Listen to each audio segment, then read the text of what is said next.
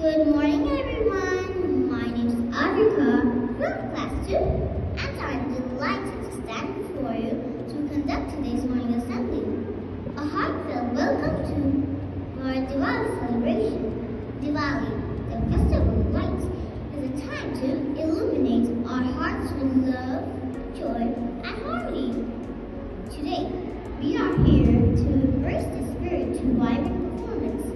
Let's embark on this journey together.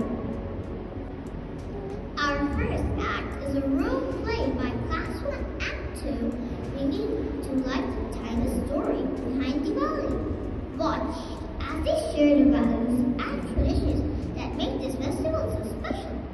Let's give them a resounding round of applause. बहुत समय पहले की बात है। अयोध्या में एक राजा हुआ करते थे, राजा दशरथ। उनकी 3 रानियां थीं, कौशल्या, सुमित्रा और कैकेयी। और उनके 4 पुत्र थे, राम, लक्ष्मण, भरत और शत्रुघ्न। उन्होंने अपने सबसे बड़े पुत्र को अपना उत्तराधिकारी घोषित किया। रानी कौशल्या के पुत्र राम को राजा बनते देख रानी कैकेयी नाराज हो गई। उन्होंने राजा दशरथ से कहा, राजन, हमने आपकी जान बचाई थी तो आपने हमें 2 वचन मांगने को कहा था।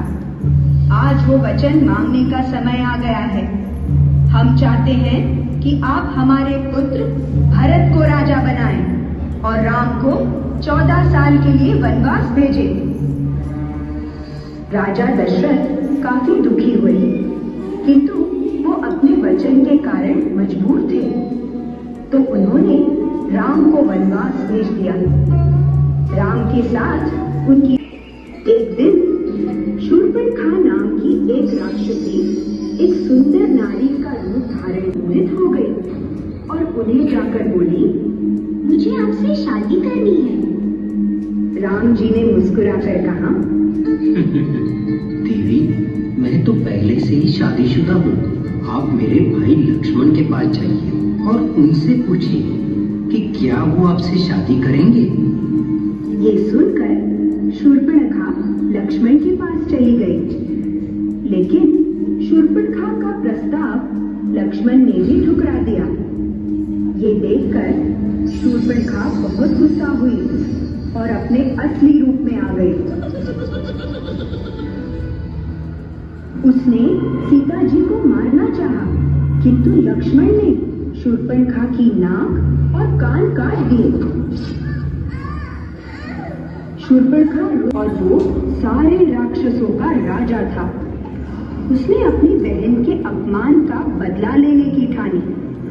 उसने एक राक्षस को स्वर्ण मृग बनाकर जंगल भेजा।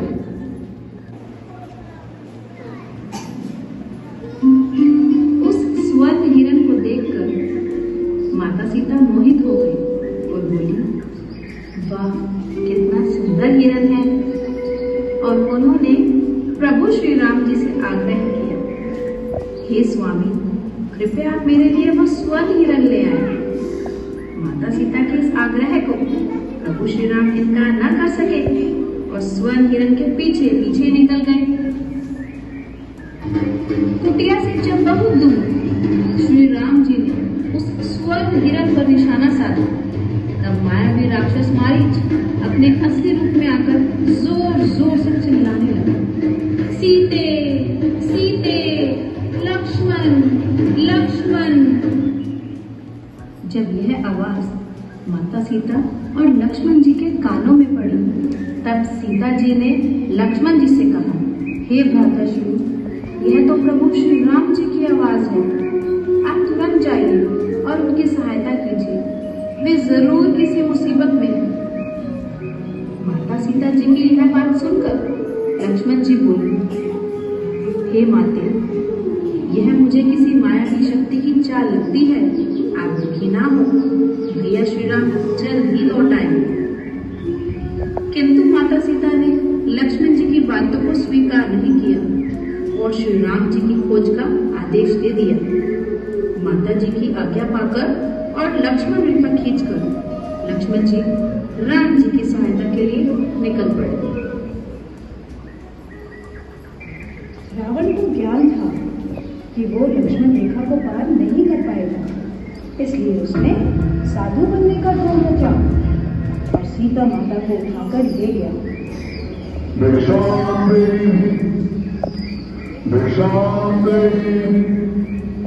हे मुनिवर, भिक्षा स्वीकार कीजिए।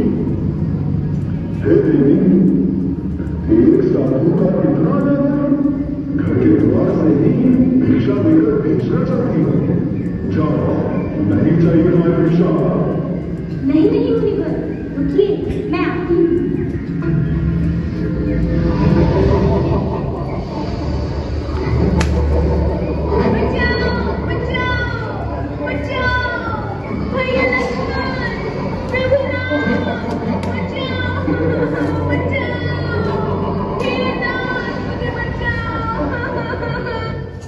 वापस आए तो उन्होंने देखा कि सीता जी घर पर नहीं है, तो दोनों उन्हें खोजने लगे। खोजते खोजते उन्हें एक घायल पक्षी मिला जिसका नाम जटायु था। जटायु ने राम जी को बताया कि रावण सीता जी को अगवा करके ले गया है। उसने रावण को रोकने की कोशिश की, लेकिन रावण ने उसके पंख काट दिए। राम और लक्ष्मण लंका की ओर चले। रास्ते में उन्हें वानरों और भालुओं की सेना मिली और उनके साथ रावण से युद्ध करने चल पड़ी। इस सेना में एक वानर थे हनुमान। मांगने को कहा था। आज वो वचन मांगने का समय आ गया है। हम चाहते हैं कि आप हमारे पुत्र भरत को राजा बनाएं और राम को 14 साल के लिए वनवास भेजें। राजा दशरथ काफी दुखी हुए, किंतु वो अपने वचन के कारण मजबूर थे, तो उन्होंने राम को वनवास भेज दिया। राम के साथ उनकी एक दिन शूर्पणखा नाम की एक राक्षसी एक सुंदर नारी का रूप धारण हो गई और उन्हें जाकर बोली, मुझे आपसे शादी करनी है। राम जी ने मुस्कुराकर कहा, देवी, मैं तो पहले से ही शादीशुदा हूँ। आप मेरे भाई लक्ष्मण के पास जाइए और उनसे पूछिए कि क्या वो आपसे शादी करेंगे। ये सुनकर शूर्पणखा लक्ष्मण के पास चली गई, लेकिन शूर्पणखा का प्रस्ताव लक्ष्मण ने भी ठुकरा दिया। ये देखकर शूर्पणखा बहुत गुस्सा हुई और अपने असली रूप में आ गई। उसने सीता जी को मारना चाहा, किंतु लक्ष्मण ने शूर्पणखा की नाक और कान काट दिए। शूर्पणखा और वो सारे राक्षसों का राजा था। उसने अपनी बहन के अपमान का बदला लेने की ठानी। उसने एक राक्षस को स्वर्ण मृग बनाकर जंगल भेजा।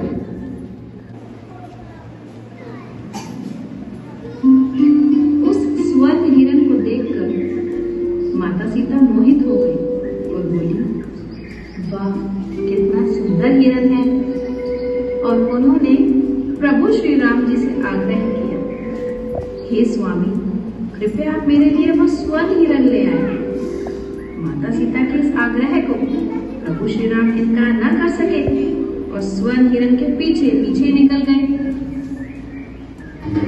कुटिया से जब बहुत दूर श्री राम जी ने उस स्वर्ण हिरण पर निशाना साधा, तब मायावी राक्षस मारीच अपने असली रूप में आकर जोर जोर से चिल्लाने लगा, सीते सीते, लक्ष्मण लक्ष्मण। जब यह आवाज माता सीता और लक्ष्मण जी के कानों में पड़ी, तब सीता जी ने लक्ष्मण जी से कहा, हे भ्राताश्री, यह तो प्रभु श्री राम जी की आवाज है। आप तुरंत जाइए और उनकी सहायता कीजिए, वे जरूर किसी मुसीबत में हैं। माता सीता जी की यह बात सुनकर लक्ष्मण जी बोले, हे माते, यह मुझे किसी मायावी शक्ति की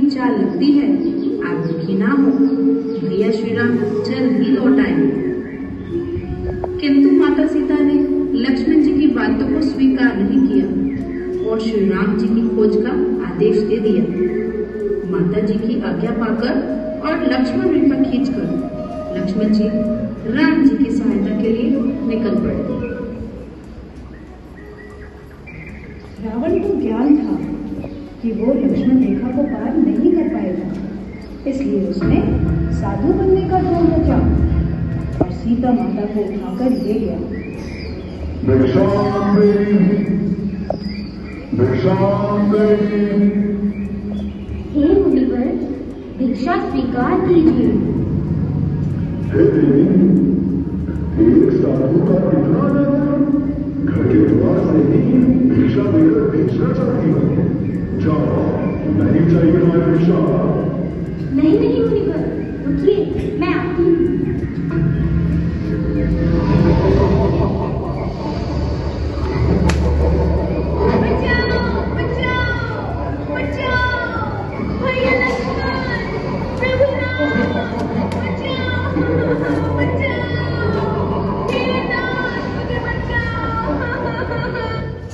बस आए तो उन्होंने देखा कि सीता जी घर पर नहीं है, तो दोनों उन्हें खोजने लगे। खोजते खोजते उन्हें एक घायल पक्षी मिला जिसका नाम जटायु था। जटायु ने राम जी को बताया कि रावण सीता जी को अगवा करके ले गया है। उसने रावण को रोकने की कोशिश की, लेकिन रावण ने उसके पंख काट दिए। राम और लक्ष्मण लंका की ओर चले। रास्ते में उन्हें वानरों और भालुओं की सेना मिली और उनके साथ रावण से युद्ध करने चल पड़ी। इस सेना में एक वानर थे हनुमान। वो काफी शक्तिशाली थे और उड़ती सकते थे। वो पहाड़ों को अपने हाथ में उठा लेते थे। हनुमान उड़कर समुद्र के उस पार गए और देखा कि रावण ने सीता जी को कैद करके रखा है।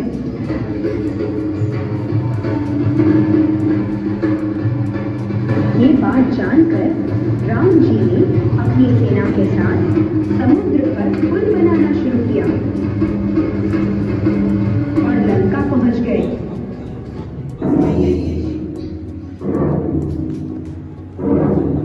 लंका में उनका रावण और उसकी राक्षस सेना के साथ घनघोर युद्ध हुआ। आखिर में राम जी और उनकी सेना ने सारे राक्षसों को मार भगाया। रावण का भी अंत हो गया।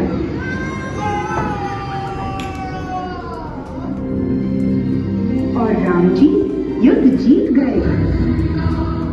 जी और सेना सीता जी को लेकर वापस आ गए।